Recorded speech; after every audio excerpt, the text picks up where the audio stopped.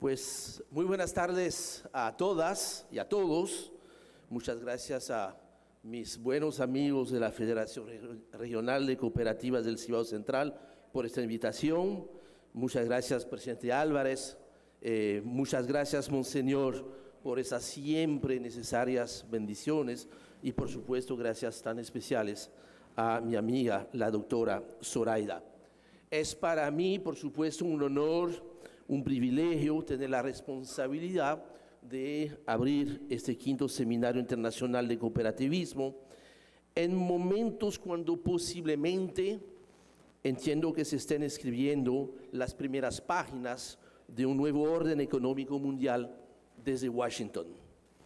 Las decisiones hasta el momento anunciadas por el presidente de los Estados Unidos lucen como una arriesgada apuesta que por el tremendo giro que significa nos pudiese conducir a un sistema internacional más sostenible, con un crecimiento más sano de la economía estadounidense, perspectiva que le será muy favorable a la mayoría de los países de Latinoamérica, o de no alcanzar los éxitos esperados por los técnicos de la Casa Blanca.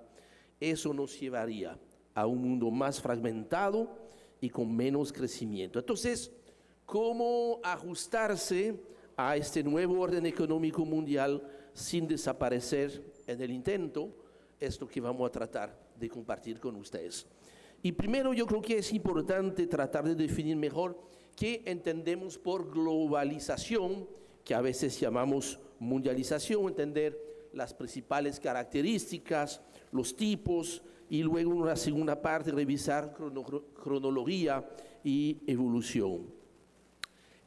Cuando hablamos de mundialización realmente usamos un término que tiene sus raíces en el idioma francés y que realmente se refiere a procesos históricos de otros tiempos que se inician básicamente en 1492 con el mal llamado descubrimiento de las Américas, que el pobre Cristóbal Colón no descubrió nada porque eso ya estaba aquí hace mucho tiempo antes y probablemente muchos habían llegado antes de él, pero esas son las cosas. Globalización, en cambio, es un término que proviene del mundo anglosajón y que, a diferencia del término mundialización, se refiere a una época más moderna, la de firmas multinacionales que empiezan a desarrollarse a partir de los años 80, por lo que entendemos que si de un lado mundialización es un término más bien histórico, globalización sí es más económico y político.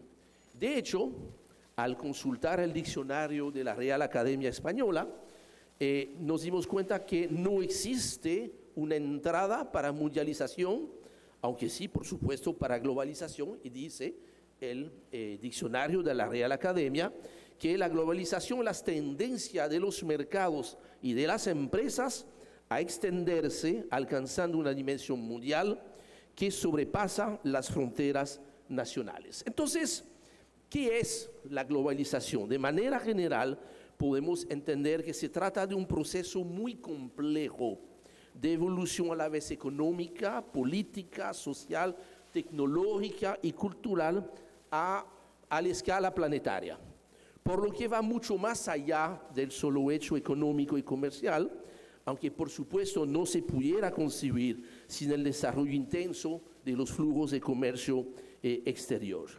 Acompañando el desarrollo de los intercambios comerciales, la globalización se ha caracterizado por una progresiva pero implacable interacción e integración, no solamente entre los países, sino también entre las personas y las instituciones, llegando inclusive, como lo veremos luego, a crear nuevas instituciones multilaterales, a veces supranacionales, que poco a poco vienen a amenazar la existencia misma de los estados y de las naciones.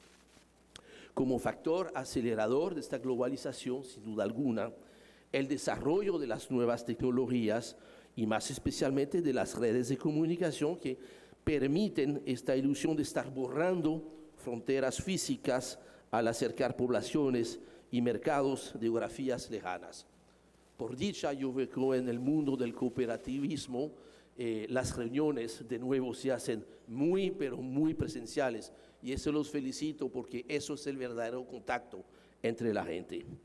Como lo veremos de manera más detallada en la tercera parte de nuestra exposición, se entiende que la globalización es definitivamente la marca de fábrica de esta época contemporánea. Con la globalización vemos, sí, movimientos positivos en el desarrollo de la historia de la humanidad, tales como la expansión del capitalismo, aunque, y muy de acuerdo con nuestro invitado de Italia, habrá de tener mucho cuidado con cuáles formas de capitalismo. Yo personalmente, sin duda alguna, me identifico mucho más con el capitalismo que ustedes practican, un capitalismo humano, un capitalismo solidario y que piensa en la sostenibilidad del modelo. Esa es la única manera de tener un capitalismo que se pueda sostener. Y los valores de la democracia. Y yo creo que Latinoamérica ha, en los pasados 20, 30 años, avanzado mucho, aunque todavía tenemos algunas contadas excepciones, como las de Cuba, Nicaragua y Venezuela. A nivel de las personas, también la globalización ha permitido una aceptación más generalizada de las diferencias, de la diversidad, de la multiculturalidad, producto precisamente de esos valores democráticos y de los acelerados intercambios culturales gracias a las migraciones y a las tecnologías de la información.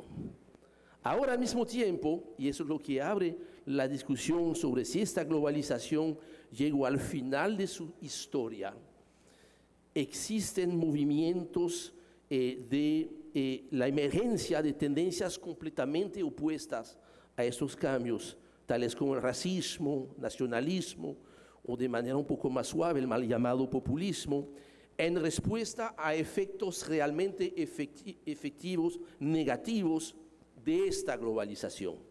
Creciente desigualdad entre los países, o peor aún, dentro de los mismos países, profundas brechas sociales, el auge insolente de las corporaciones multinacionales, con poderes que muchas veces superan a los de los estados, y por las pérdidas de las tradiciones, valores y entidades de las poblaciones, apabulladas por la cultura dominante de la globalización. Unos datos que para mí son completamente aterradores. De acuerdo a la base de datos Ethnologue, se ha identificado a nivel global unos 7.164 idiomas, de los cuales el 44%, o sea, 3.170, se clasifican ya como en peligro de extinción. Peor todavía, según la UNESCO, un idioma desaparece cada 2 semanas, con lo que se estima que antes de finalizar este siglo XXI, habrá desaparecido la mitad de los idiomas actuales. Por supuesto, eso no incluye al cibaeño. En resumidas cuentas, se pudiera, yo soy aguilucho, yo no podía evitarlo. Entonces, pudiéramos resumir las principales características de la globalización de la manera siguiente: vencimiento de las barreras y fronteras geográficas, la construcción de un mundo idealmente desde el punto de vista de los globalizadores, un mundo sin fronteras, por ende sin países, para ser uno de los objetivos finales de la globalización.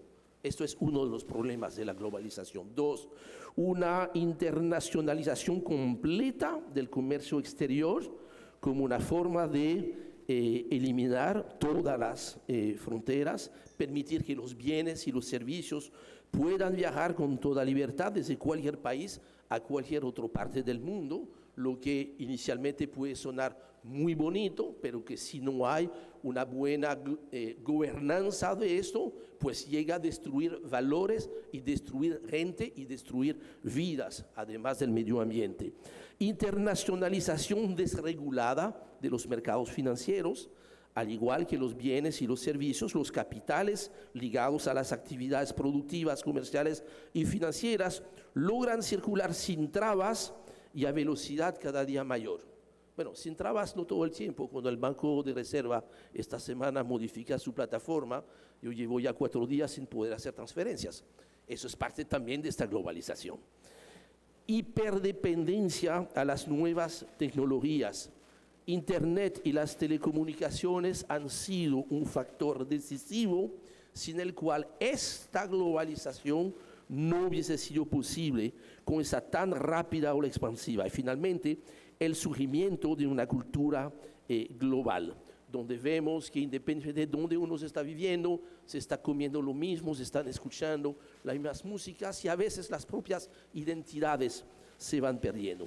Finalmente, importante recalcar en estas definiciones que la globalización ha logrado ser tan abarcante y tan implacable porque no se limita a la sola esfera económica, y es muy importante entender eso, sino a un conjunto de 4 tipos de la misma globalización que por sus intensas interacciones ha podido penetrar a todos los aspectos de la vida pública y privada.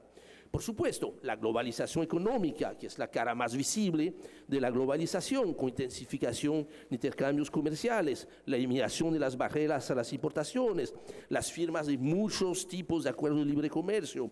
Esto ha permitido el advenimiento de las empresas multinacionales que se van ubicando en los distintos países en función de los costos o disponibilidad de mano de obra a veces calificada y lamentablemente muchas veces muy barata.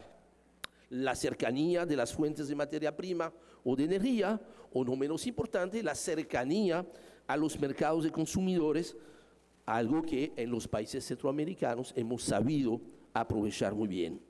Una globalización que también es política y es lo que creo la que sufre actualmente, no sin razón, de críticas de los adversarios de la globalización. Una de las ambiciones declaradas, asumidas del proceso de globalización es crear un marco de normas políticas comunes de alcance mundial que se vayan imponiendo a los tradicionales sistemas nacionales a través de una gobernanza mundial que descanse en nuevas instituciones, tales como la ONU, la Organización Mundial de la Salud o la Corte Penal Internacional. La globalización tecnológica, cada vez más vemos el ascenso de una tecnología común, la aceleración de los intercambios financieros y el desarrollo de las redes sociales que ha revolucionado las formas de interactuar entre instituciones y personas. Es esta globalización sociocultural que es quizás el último resultado que debemos entender bien del proceso de globalización. Tanto la movilidad poblacional, sea por el turismo global, Puerto Plata es un excelente ejemplo de ello, o por razones laborales o de estudio, como el abaratamiento de los costos, la masificación del transporte internacional, tanto de carga como de pasajeros, han ido produciendo una homogeneización de los estilos de vida. El auge de la economía internacional, su llegada a todos los mercados, las opciones de delivery, todo eso contribuye a este auge de la globalización en la esfera más privada de nuestro diario vivir. Y qué decir con la música o las películas que ahora ni siquiera necesitan los soportes físicos de antaño para llegar a cada uno de los consumidores. Eso es lo que ha creado lo que llamamos esta aldea global. Hagamos una breve historia de unas fechas importantes, clave de la globalización para entender dónde estamos ahora y por qué lo que está aconteciendo en Washington, entendemos, está planteando revisar completamente o afectar completamente este ordenamiento global. Primero, recordar que este proceso de globalización que inicia durante la segunda mitad del siglo XX, luego de la Segunda Guerra Mundial, se ha acelerado especialmente después de la caída del muro de Berlín, 9 de noviembre del 89, y luego con la autodisolución de la Unión Soviética. Básicamente la gente soñaba que ya era el final de la historia, éramos solamente una misma historia, el advenimiento del capitalismo, de la globalización y que ya no había más historia que contar. Ha sido un poquito más complicado. Dentro de esta segunda globalización, entonces, algunas fechas importantes. Primero, el llamado Consenso de Washington, que se publica en noviembre del 89 y plantea 10 temas de ortodoxia, de religión de esta globalización. Una disciplina fiscal muy estricta, cero déficit fiscal, presupuesto perfectamente balanceado. La práctica de las crisis siguientes nos mostró que eso no era realista. El control de la inflación, luego de una crisis de inflación fuerte en los años 80 en Estados Unidos, esto sigue siendo un ancla fundamental de esta ortodoxia. Gasto público focalizado, la prioridad siendo cero déficit fiscales, entonces hay que eliminar una serie de gastos y siempre en la lista de la globalización el primer gasto que eliminar es el tema de los subsidios. Las crisis que hemos vivido nos han mostrado que el consenso de Washington estaba en eso equivocado. Reforma tributaria, tasas de interés, tipo de cambio, política de comercio exterior, promoción de la inversión extranjera, privatizaciones, desregulaciones, en fin, toda una serie de cosas que algunas resultaron positivas, pero muchas mostraron sus limitaciones como respuesta a crisis. Luego, en el 95, la creación de la Organización Mundial de Comercio. El 1 de enero del 95, probablemente el momento más decisivo de este proceso de globalización, ya que a partir de la entrada de China en el 2001 en la Organización Mundial de Comercio, luego de 15 años de negociación, ya todos los temas que facilitan o complican los flujos de comercio dependen, para bien o para mal, de la OMC. Pero hemos visto también crisis financieras a repetición. La crisis de la deuda en México, el famoso efecto tequila, 94-95, después los países asiáticos, la crisis rusa, el efecto vodka en el 98, después la crisis en Brasil, el efecto samba, 98-99, y el efecto tango en Argentina, 2001-2002. Es interesante ver la facilidad que tenemos para poner nombres aparentemente simpáticas a esos procesos tan desastrosos de crisis, ¿no? Efecto tequila, efecto vodka, efecto samba, efecto tango. Detrás de esos nombres simpáticos, tantos dramas, tantas pérdidas de riqueza y de valores. Los atentados del World Trade Center, el 11 de septiembre de 2001, porque marcaron un giro completo en la política externa de los Estados Unidos, quienes a partir de esta fecha le dieron prioridad absoluta a su lucha contra el terrorismo internacional, la protección de su seguridad nacional, ambas agendas que para ellos serían prioritarias antes de cualquier punto de la agenda global. Y finalmente, la Corte Penal Internacional en el 2003, aunque dentro de sus defectos desde el nacimiento, Estados Unidos nunca ha reconocido sus competencias. De todo lo anterior, y más tomando en cuenta esta época en la cual estamos entrando con el regreso de Donald Trump en la Casa Blanca, creo que es necesario sacar un balance de este proceso tan intenso de globalización y asumir que por esta misma intensidad muchas ventajas se habrán derivado del proceso. Sin embargo, también existen grandes fallas que son precisamente las que han permitido tan fuertes cuestionamientos en tantas latitudes y que, además de lo obvio en Estados Unidos, el continente europeo también ha empezado a sentir fuertes movimientos antiglobalización. Vemos el caso en Italia, vemos el caso en Francia, vemos el caso en Alemania y de cierto modo lo que pasó en Inglaterra con el Brexit.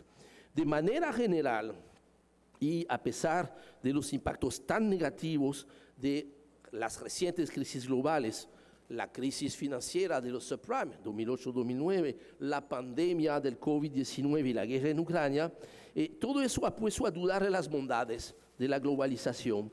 Y se acuerda pensar todavía que esta globalización sigue teniendo pesadas y positivas consecuencias en varios aspectos. Donde sí no hay duda, y yo creo especialmente si lo vislumbramos desde Latinoamérica, ha habido un aumento de la riqueza global. La globalización se ha permitido un aumento considerable del Producto Interno Bruto, pero esto es la economía a nivel macro. Eso no es necesariamente la economía del ciudadano de a pie.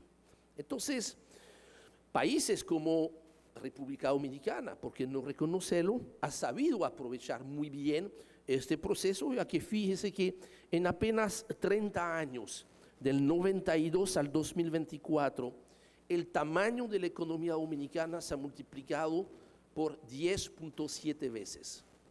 Pasó en apenas 30 años de 11.000 millones de dólares a más de 124.000 millones de dólares. Es un ejemplo único en esos años, inclusive entre 2013 y 2024, a pesar del COVID, el tamaño de la economía dominicana se ha duplicado en dólares. Ahora, de nuevo, estamos hablando de la economía a nivel macro, no la economía a nivel del ciudadano de a pie. Aunque la buena noticia para el ciudadano de a pie es la disminución de la pobreza global. Entre 1981 y 2019, de acuerdo a la OMC, las economías de ingreso mediano y bajo han aumentado su participación en las exportaciones mundiales de un 19 a un 29%, lo que a su vez ha permitido drásticamente reducir la proporción de la población en pobreza extrema, la que subsiste,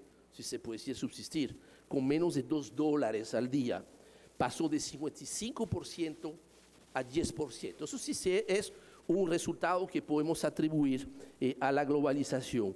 Una mejora general en la calidad de vida, al tener una mayor variedad y cantidad de productos y servicios que antes no estaban disponibles en los mercados locales protegidos, la población entonces disfruta en general de un nivel y calidad de vida que sin globalización probablemente no hubiese podido tener. De hecho, se ha duplicado la esperanza de vida en los países en desarrollo desde el final de la Segunda Guerra Mundial a la fecha de hoy, que es un dato bastante fuerte.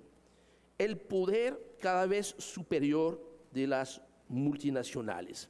Eso es un tema importante. Yo estaba chequeando una estadística, la recibí ahorita, por eso no la tengo en diapositiva.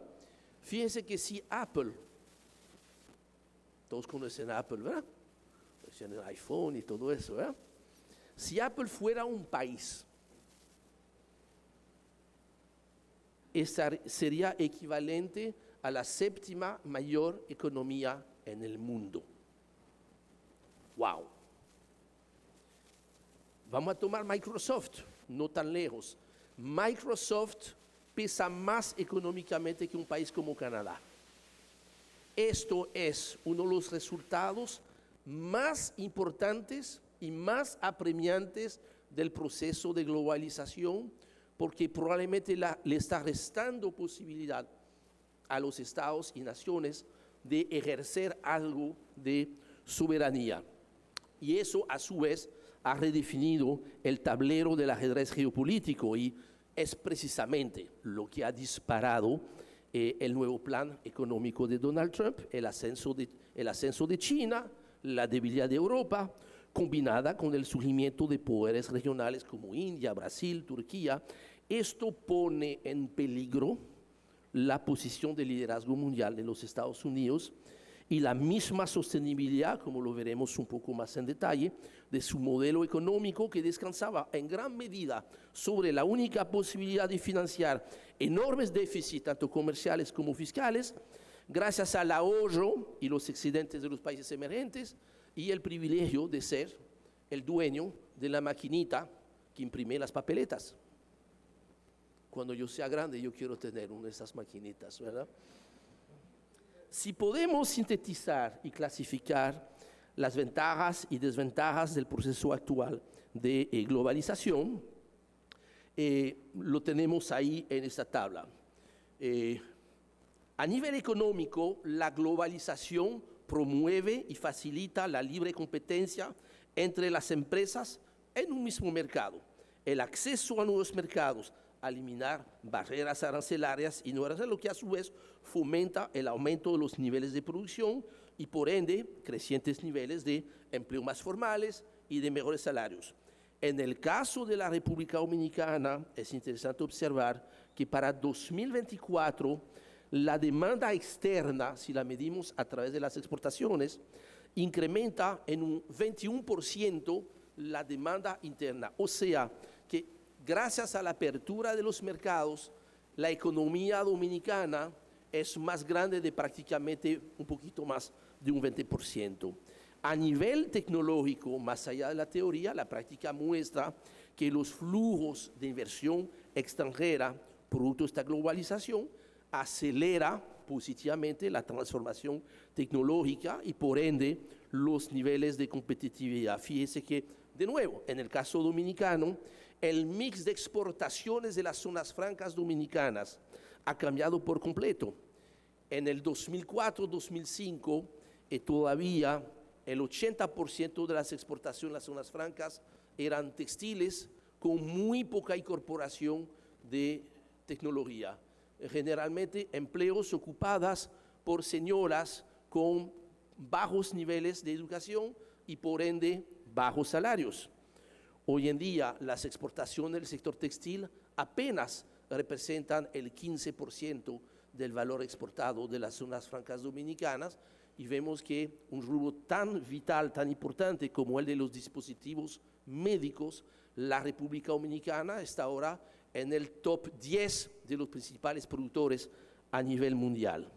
A nivel político y cultural, la atención a las temáticas de derechos humanos, valores de tolerancia, aceptación de otras culturas, eso también lo ha traído de cierto modo esta globalización y finalmente, no menos importante, a nivel medioambiental, las cumbres climáticas han sensibilizado a los ciudadanos y a las empresas que al ser un problema colectivo por su globalidad, solo pudiera resolverse a través de soluciones colectivas. Lamentablemente, sería muy parcial y poco justo solamente guardar los aspectos positivos de las globalizaciones. Y ahí hay grandes desventajas al proceso de globalización. A nivel económico, la misma movilidad del aparato productivo, especialmente en el caso de la manufactura, tiende a promover empleos precarios, con salarios bajos y de difícil proyección en el tiempo. No solo en los mercados emergentes, inclusive yo diría al contrario de los mercados emergentes que han logrado crear niveles de manufactura, como son el caso de la República Dominicana, de los países centroamericanos, es en los países desarrollados que estamos viendo que se han destruido casi por completo los tejidos manufactureros, que era vital para la forma de vida y de organización de las sociedades europeas, donde en cada pueblito, en cada ciudad, la vida social se organizaba alrededor de alguien que había desarrollado algún nivel de sofisticación industrial.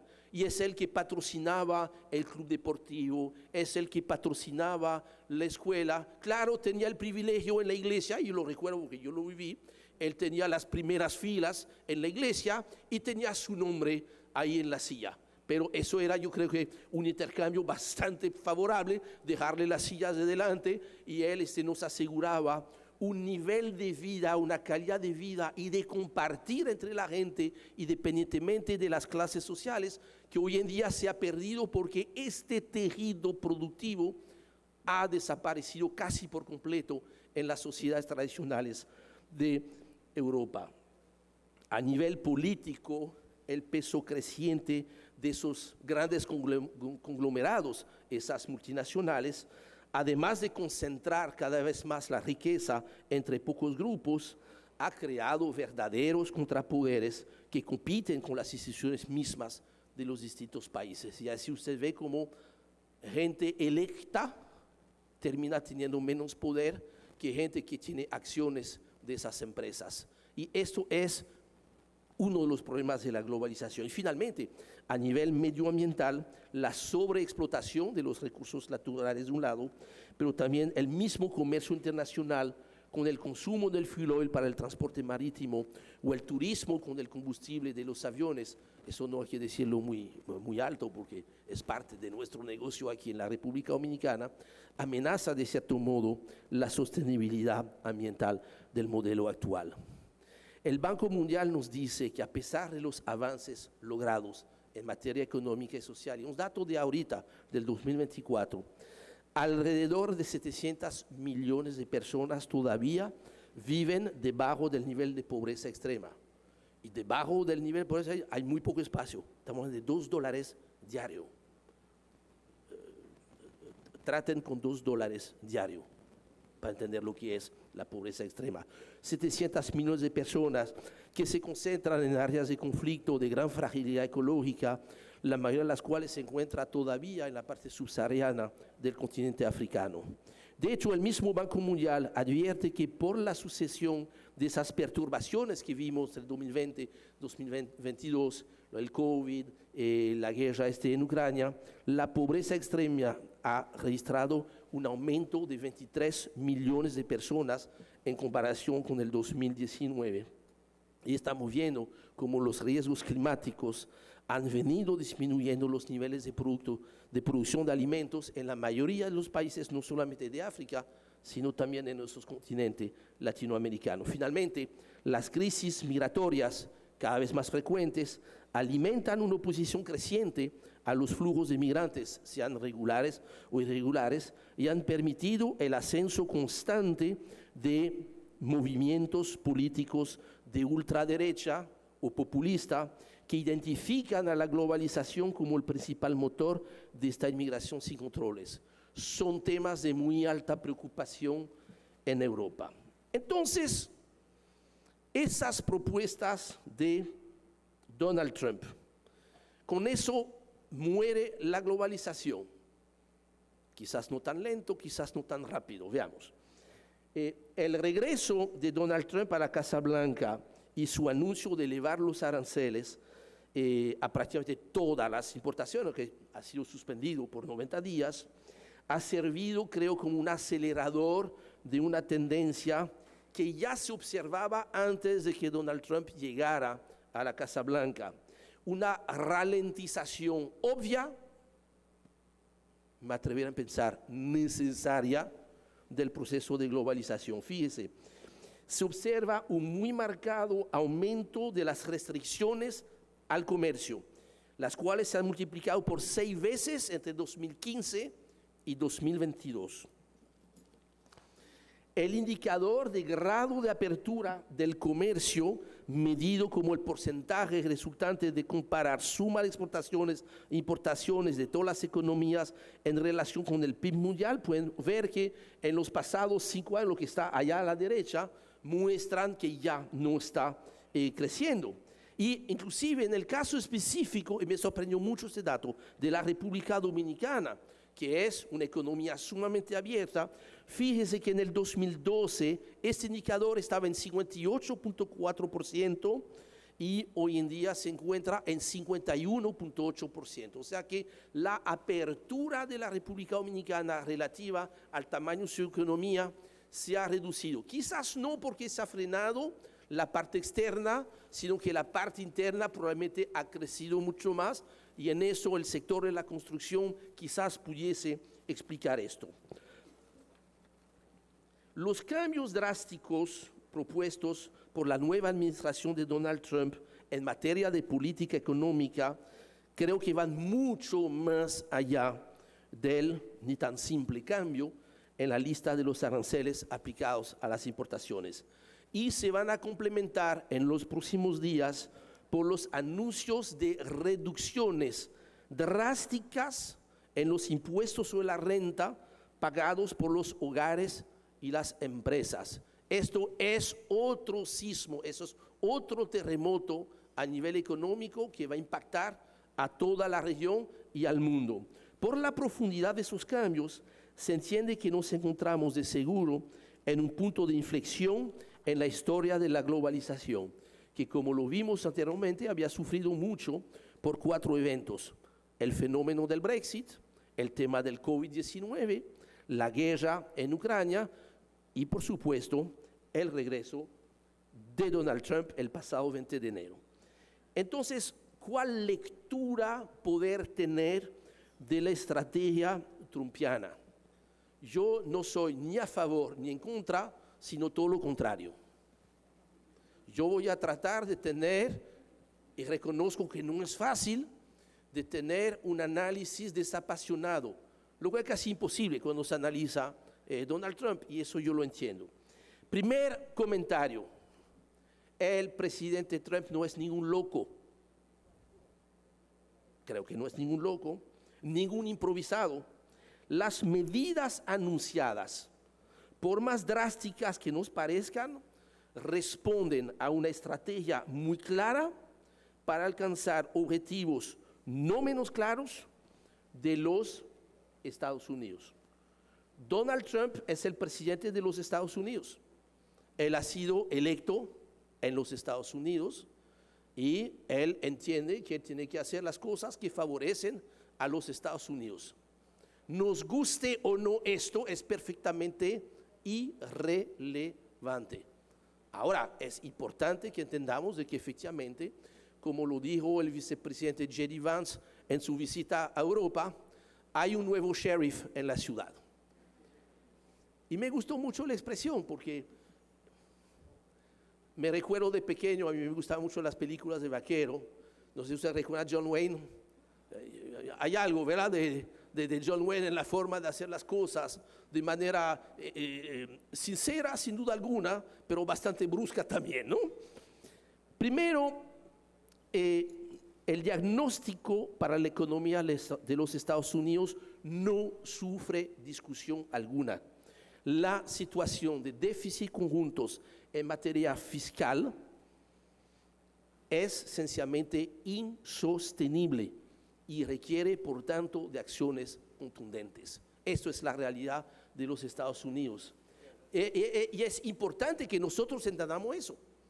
Por cada punto adicional que crece la economía de los Estados Unidos, la economía dominicana crece adicional 1.6. Entonces, si mañana se cae la economía de Estados Unidos 2 puntos, nuestra economía se cae un poco más de 3 puntos. Y cuando crece un poquito más de 4, 4 menos 3 es 1, y 1 ya no es crecimiento para la República Dominicana. Entonces, primero, el déficit de la cuenta corriente y especialmente el déficit comercial de bienes que alcanzó, no hace falta mucho comentar eso. O sea, yo creo que hasta un niño del kinder entiende que ahí, mire, Houston, hay un problema aquí. 1.213 billones de dólares es el déficit comercial de bienes de los Estados Unidos.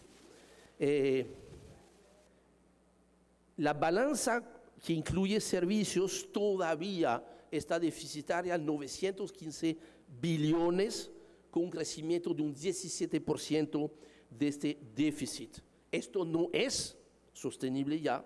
Y la Casa Blanca entiende, probablemente con razón, que esta situación se debe, de cierto modo, a la situación de China, como política económica que reprime consumo interno para usar ahorro doméstico hacia la inversión y más especialmente las exportaciones.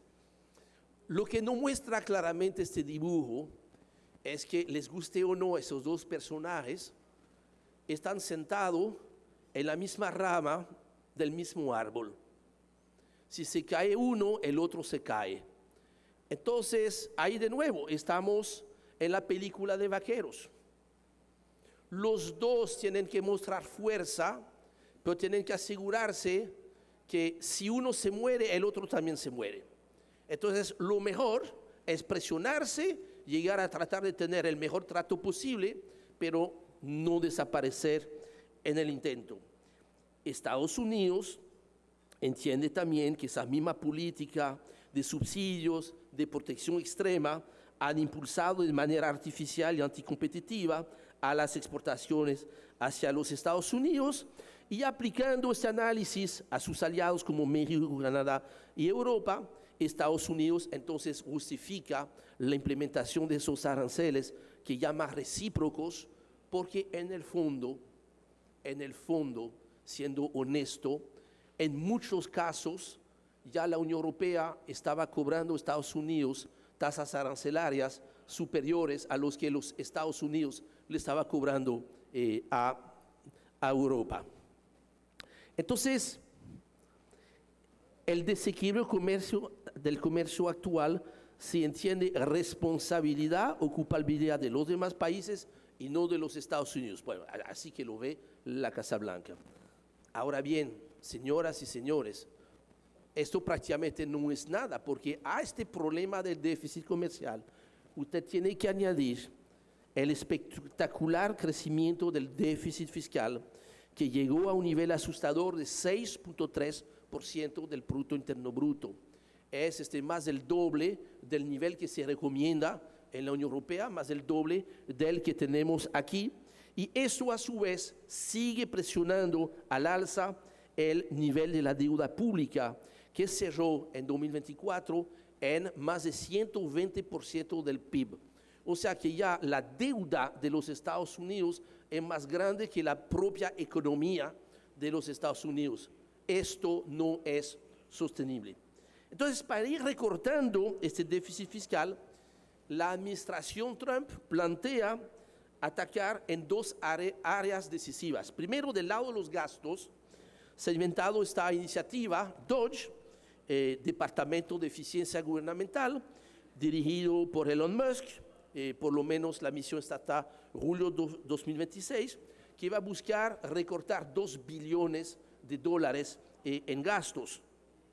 Hemos visto el impacto con el abandono de todos los programas del USAID, hemos visto el caso del retiro de la OMC y el intento de facturación a Europa de los gastos de la OTAN y, por supuesto, el intento de finalizar la guerra en Ucrania.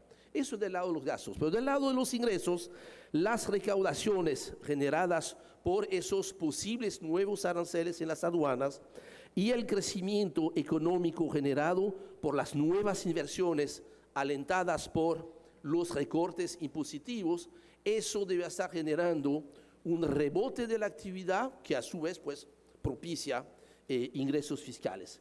En resumidas cuentas, pudiéramos resumir la ambición trumpista a 4 elementos principales, cada uno de ellos muy ambicioso. En el área militar, terminar las guerras en Europa y Medio Oriente y compartir con Europa los elevados costos del escudo defensivo de la OTAN en Europa. En el comercio exterior, como lo hemos visto, reequilibrar a favor de Estados Unidos los términos actuales que la Casa Blanca entiende injustos, especialmente en el caso de China. Esto pasa por el alza de aranceles y el cumplimiento de reglas más estrictas de comercio. Y también probablemente por una baja estratégica del valor del dólar. De hecho, ya lo estamos observando aquí en la República Dominicana. El 28 de marzo, el dólar había alcanzado su valor máximo del año, 63.48, y esta tarde cerró en 61.11, o sea, por debajo del nivel con el cual arrancamos este año. Esto es un dato muy importante. En el mercado del empleo, relanzar la producción manufactura, que en algún momento en los años 50 el PIB manufacturero de los Estados Unidos era el 30% de la economía, hoy en día ni llega al 10%. Han perdido su capacidad productiva. Y finalmente, en materia fiscal, combinar, reducir gasto público, incrementar ingresos y empezar a cobrar impuestos a las grandes multinacionales. El caso emblemático que me han contado es el caso del iPhone. Sale a $10 de China, se vende a más de $150 en los Estados Unidos y no se paga nada de impuestos de esta cadena en los Estados Unidos, porque eso pasa por un paraíso fiscal como Irlanda, etcétera, etcétera. Entonces, la idea con esas medidas es lograr que algo de esta cadena regrese a los Estados Unidos y pague o bien impuestos sobre la renta o pague entonces un impuesto de aranceles. En conclusión, Y a pesar de los comentarios generalizados en los medios de comunicación tradicionales, creo que el aparente caos generado hasta el momento me parece más bien como la primera parte de una estrategia más compleja de lo que parecía inicialmente. Creo que ningún presidente, y mucho menos presidente de los Estados Unidos, sería tan irresponsable como para provocar una recesión global y un desplome de los mercados financieros por ponerse a inventar. De hecho, el entorno del presidente Trump, a diferencia de hace 8 años atrás, es de primer orden en la parte económica, empezando por su nuevo secretario de Tesoro, Scott Bessent, un egresado de Yale, ha sido copartícipe del golpe al Banco de Inglaterra en el 92, y continuando con el director de su Consejo de Asesores Económicos, Stephen Miran, que es el cerebro de la actual estrategia de Trump.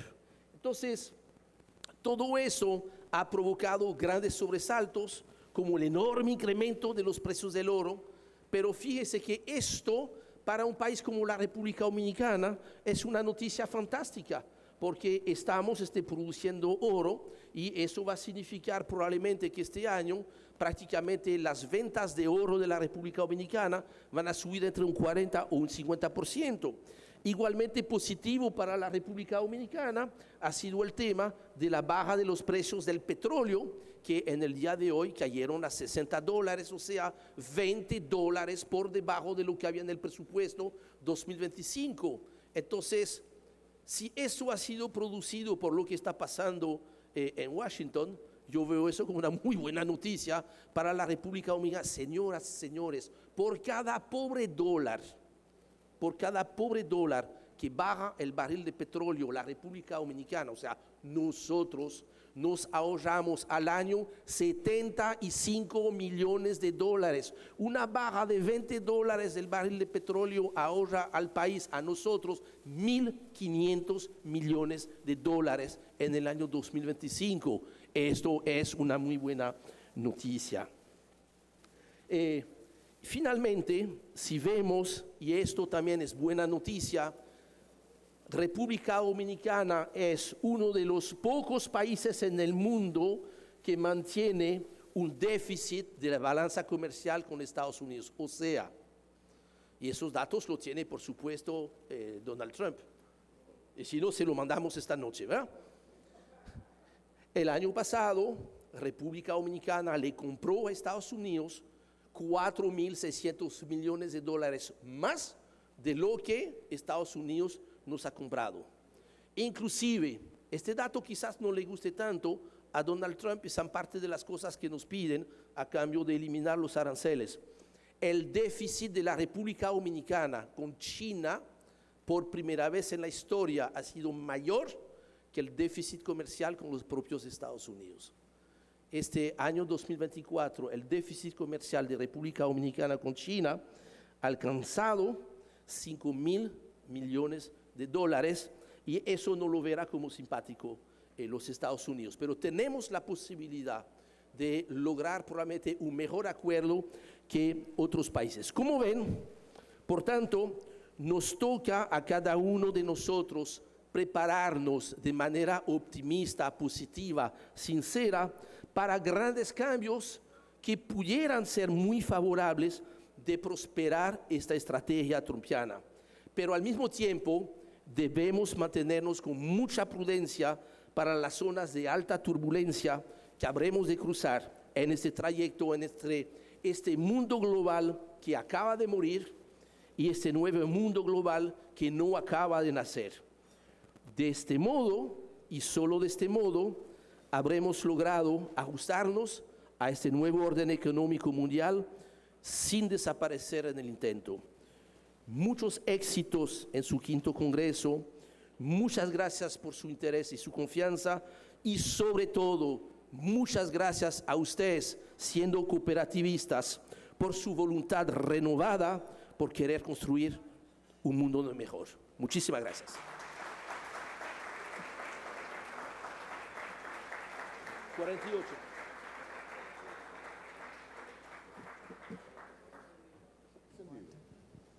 Certificado de reconocimiento al Dr. Henry Ebrard por su impactante conferencia titulada Latinoamérica, desafíos y oportunidades de cara al nuevo orden mundial, dado en la ciudad de Puerto Plata, San Felipe, a los 11 días del mes de abril, del Consejo de Administración. Don Henry, muchísimas gracias.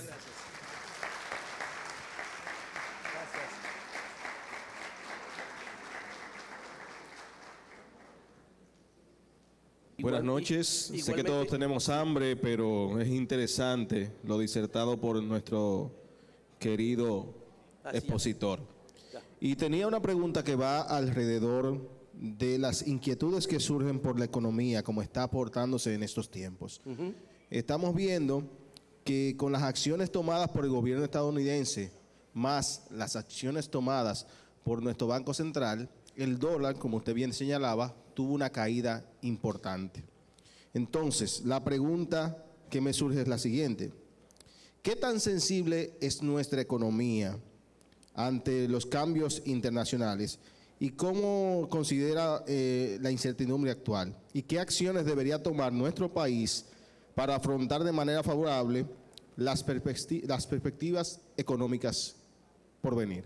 Excelente pregunta. Los sectores generadores de divisas del país tradicionalmente han sido los motores fundamentales de nuestro crecimiento. Ahí estamos hablando de 4 básicamente: las exportaciones, en las cuales incluimos las de zona franca y las exportaciones nacionales, el turismo, las remesas y las inversiones extranjeras. Lo que es extraordinario de esta economía es que, a pesar del entorno global, que ya el año pasado estaba también ya complicado, en el 2024 los sectores generadores de divisas alcanzaron un récord histórico, generando más de 43.000 millones de dólares, un crecimiento de un 8% versus el 2023, cuando recibimos por primera vez por encima de 40.000 millones de dólares. Lo que es más increíble aún es que los primeros datos que tenemos por lo que va del año en este primer trimestre, tanto turismo como zona franca están repitiendo el mejor mes de enero de toda la historia, el mejor mes de febrero de toda la historia, el mejor mes de marzo de toda la historia, siguen creciendo. Las remesas, para las cuales había preocupación de que los cambios en Estados Unidos pudiesen afectar las remesas, hasta el momento, enero, febrero, el crecimiento fue de un 7%. Y la inversión extranjera, República Dominicana, se ha convertido en los pasados años en la niña bonita de Latinoamérica. No solamente por el crecimiento de la economía, sino por el valor más preciado que hemos construido como sociedad, que es la convivencia, que es la paz social, que es la estabilidad económica, que eso se ha perdido prácticamente en todos los países de la región y peor aún en Europa. Entonces, en la medida en la cual siguen creciendo, y hasta el momento siguen creciendo, los sectores generadores de divisas, la economía va a seguir creciendo. El único punto de preocupación todavía es el sector de la construcción.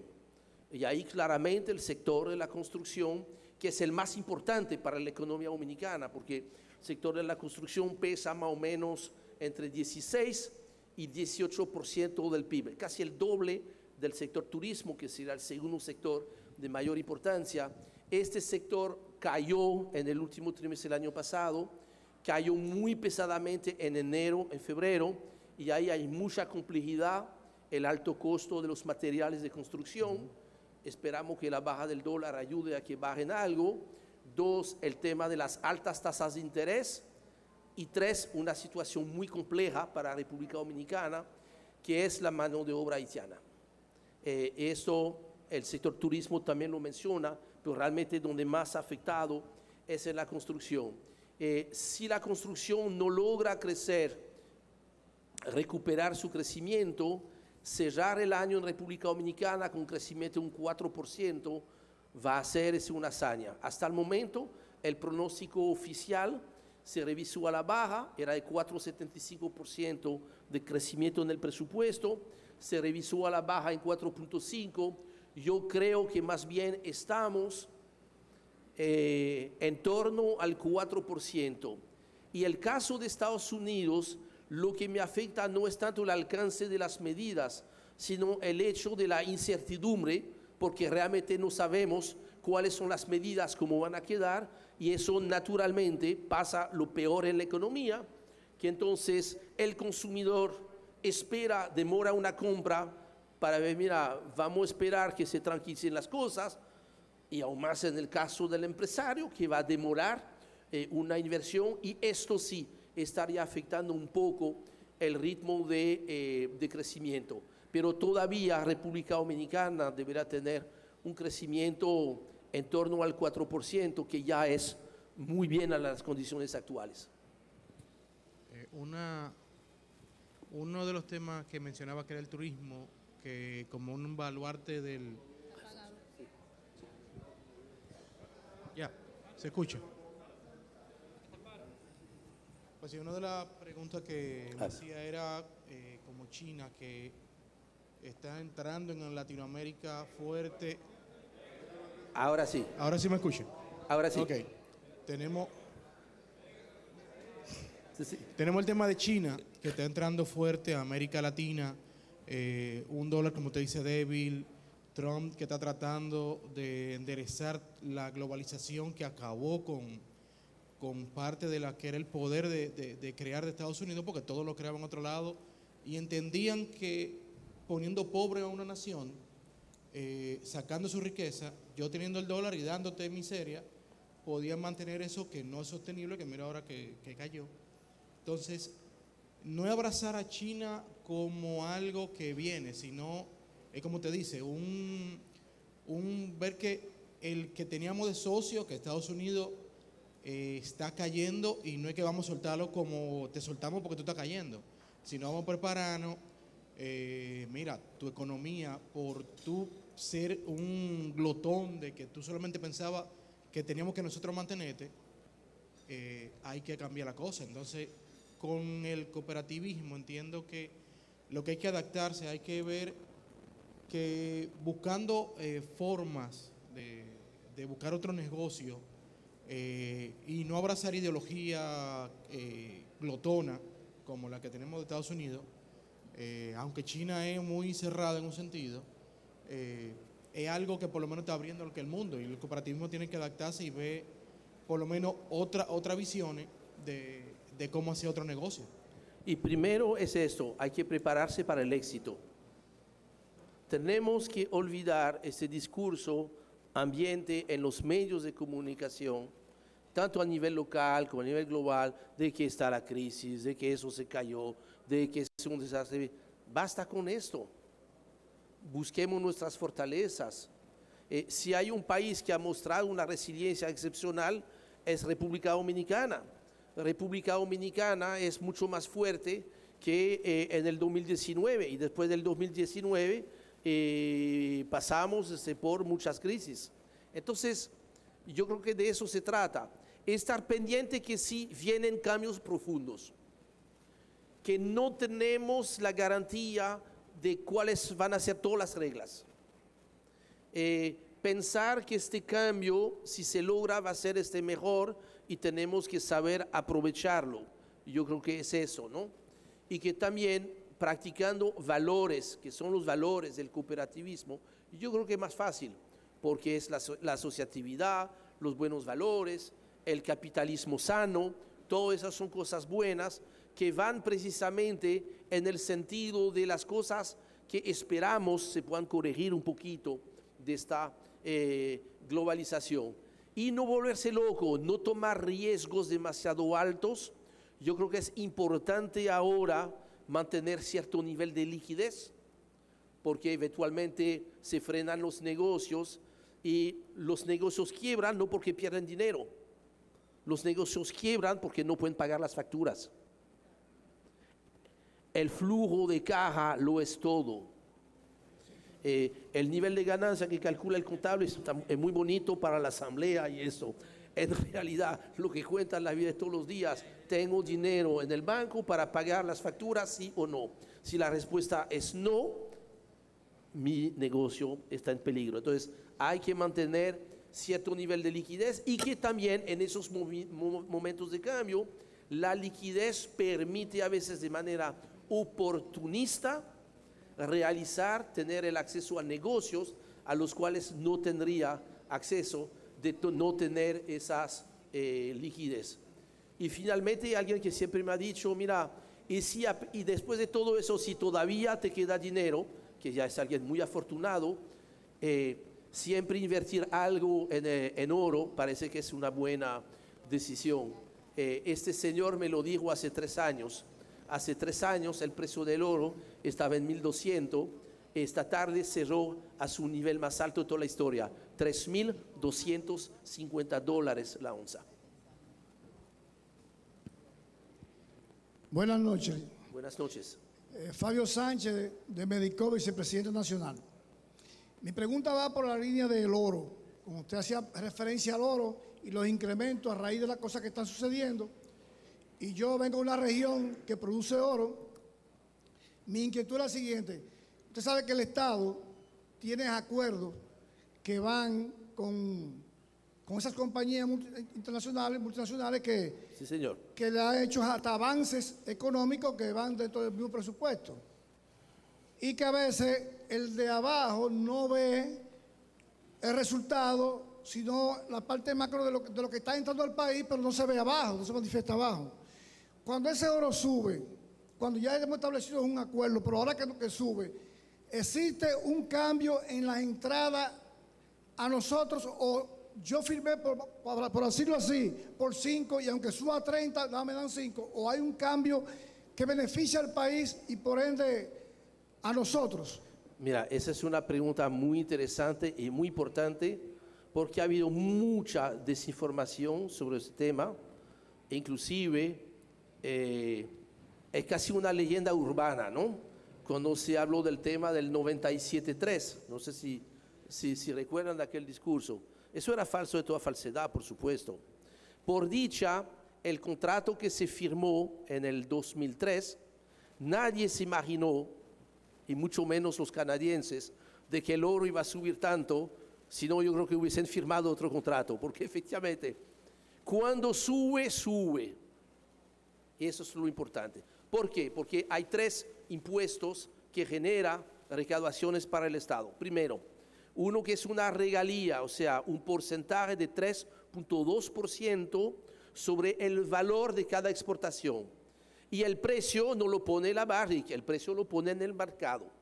O sea que si hoy salió un embarque, que casi todos los días salen, habrá salido a $3.250, aunque en el momento cuando se firmó el contrato y la cuestión del oro ni llegaba a $800, imagínense. 2, el impuesto sobre la renta. Se cobra una tasa de un 25%, que es más baja que las otras, porque en aquel momento oficialmente la tasa era 25%. Pero lo más importante, que además de esto hay un impuesto adicional que se llama participación en las utilidades netas, que hace que al final de la jornada, cuando usted suma esos 3 impuestos, el Estado se queda con alrededor de un 50-52% de las ganancias. El año pasado, el Estado recaudó unos 12.000 millones de pesos de la mina de oro. No está mal, pero con estas proyecciones de precio y el incremento de la producción hay que prepararse para que dentro de menos de 3 años se van a recaudar más de, escuchen bien, 50.000 millones de pesos al año. Y ahí lo que usted dice, señor, es fundamental. Tiene que haber otra manera de usar este dinero. Tenemos que sembrar la minería. Tenemos que asegurar que este dinero, que es excepcional, de un recurso que es finito, porque se va a agotar la mina, que invirtamos esto en proyectos de desarrollo, de modo que cuando hayamos terminado de agotar la mina, tengamos nuevas fuentes de dinero que permitan acompañar el crecimiento de la economía dominicana.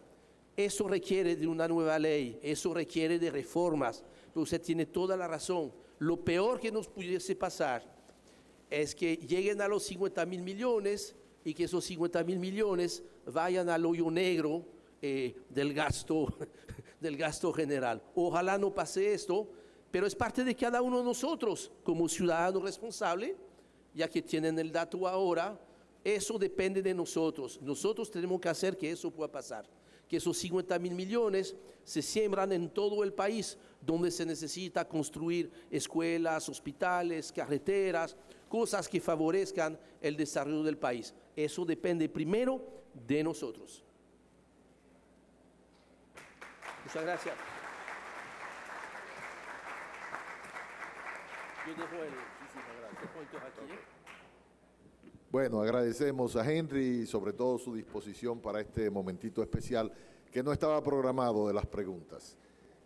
Damas, caballeros, hermanos cooperativistas, agradecerles el que hayan estado aquí presentes en este inicio de este 5º Seminario Internacional de Cooperativismo.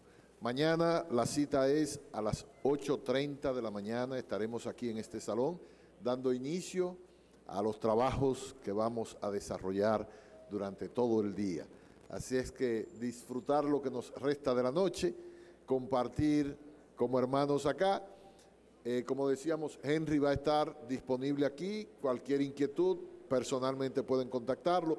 Ya los demás expositores que estarán mañana con nosotros también están aquí y de igual forma han mostrado su disposición a que cualquier inquietud puedan contactarlos directamente. Gracias por acompañarnos. Feliz resto de la noche.